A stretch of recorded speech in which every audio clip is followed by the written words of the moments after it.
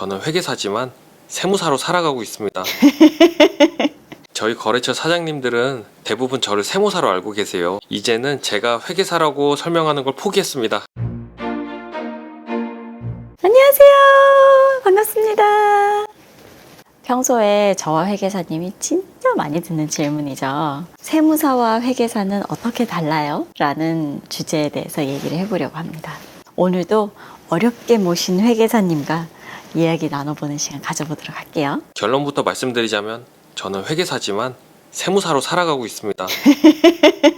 저희 거래처 사장님들은 대부분 저를 세무사로 알고 계세요. 이제는 제가 회계사라고 설명하는 걸 포기했습니다.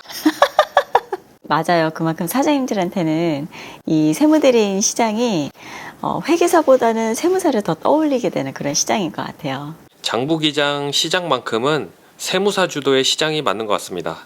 오늘은 시장을 더 넓혀서 세무사와 회계사가 어떤 부분이 다른지 각자 어느 시장에서 살아가고 있는지에 대해서 얘기를 한번 해볼까 합니다. 세무사 먼저 설명을 드려볼게요. 세무사가 주로 활동하는 그런 시장은 민생과 관련된 시장이라고 보시면 될 것 같아요.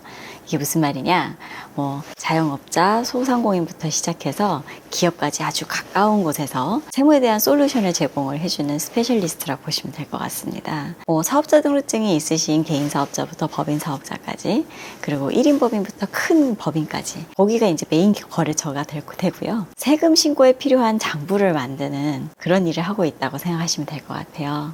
그 밖에도 재산세제라고 불리는 양도상속 증여, 이런 관련된 일을 한다고 보시면 될 것 같습니다. 세무사무실은 어디에나 흔하게 있죠. 집 주변 상가나 세무서 주변 이런 데도 있고, 그러다 보니까 사장님들께서 회계사보다는 그래도 세무사를 조금 더 친숙하게 생각하시는 게 아닌가 싶습니다. 저희 사무실 같은 경우는 대표 전화가 저의 업무폰이거든요. 그래서 제가 전화를 굉장히 많이 받아요. 하루에 전화 몇 통이나 받으세요? 적을 때는 한 20통, 그리고 많을 때는 한 40통 되니까요. 평균적으로 치면은 한 하루에 30통 정도 받는 것 같아요. 전화 중에 대부분이 장부 기장 문의에 대한 내용이고요. 그리고 일부가 이제 양도상속 증여 이런 거인 것 같아요. 제가 워낙 사장님들을 많이 접하니까요.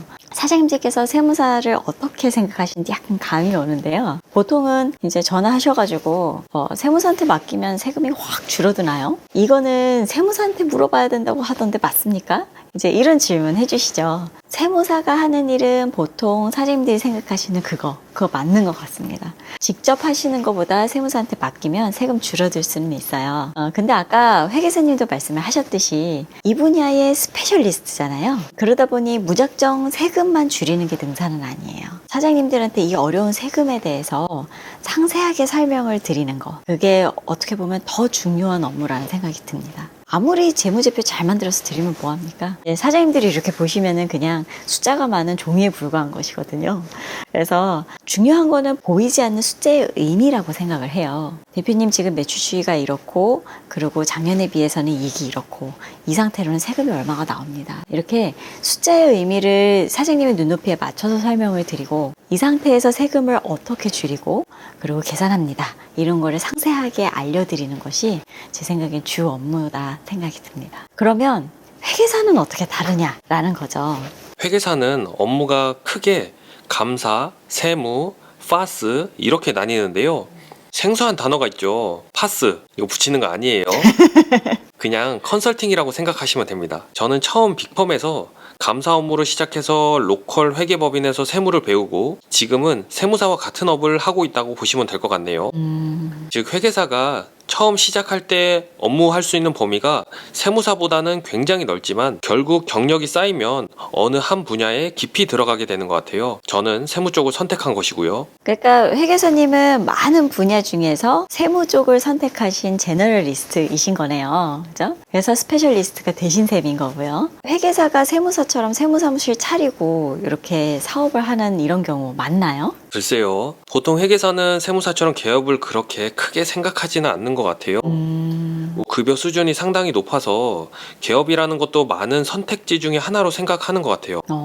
일반 기업이나 증권사 등에서 근로자로 일을 하거나 회계법인 안에서 개업을 하는 경우가 대부분인데요. 저처럼 개인 사업자를 내고 세무 대리업을 하는 경우는 극히 드문 케이스라고 보시면 됩니다. 그러면 아주 극히 드문 케이스인데 회계사님은 왜 세무대리업으로 이렇게 개업을 하게 되셨어요? 부부 세무사 편에서 이미 말씀드렸듯이 어쩌다 보니까 이렇게 됐네요. 이거 농담이고요. 저는 회계법인에 있을 때부터 창업을 하고 싶었어요. 계속 창업 아이템을 찾다가 세무 대리 시장을 알게 되었고요. 내가 원하던 시장이 여기다. 여기가 내 고향이다. 이렇게 들어오게 됐었죠. 회계사님이 처음 감사로 시작하셨다고 하셨잖아요. 그러면 지금은 세무 쪽 일을 하고 계시는데 감사 일을 했었던 것이 이렇게 도움이 좀 되나요? 물론 도움이 많이 됩니다. 감사를 한다는 게 회계를 딥하게 파본다는 의미거든요. 세금이나 컨설팅이나 모든 근간은 회계예요.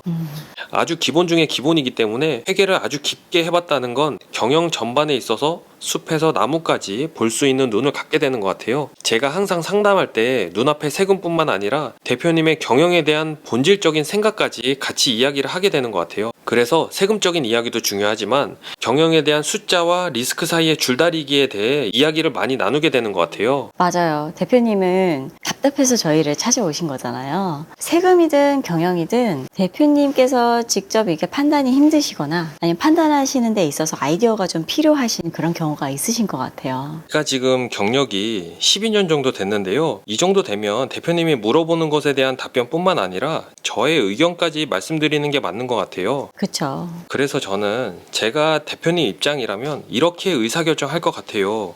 이렇게 말씀드리려고 노력하는 편이에요. 대표님도 사실 그 부분이 간지러워서 찾아오신 거잖아요. 그렇죠.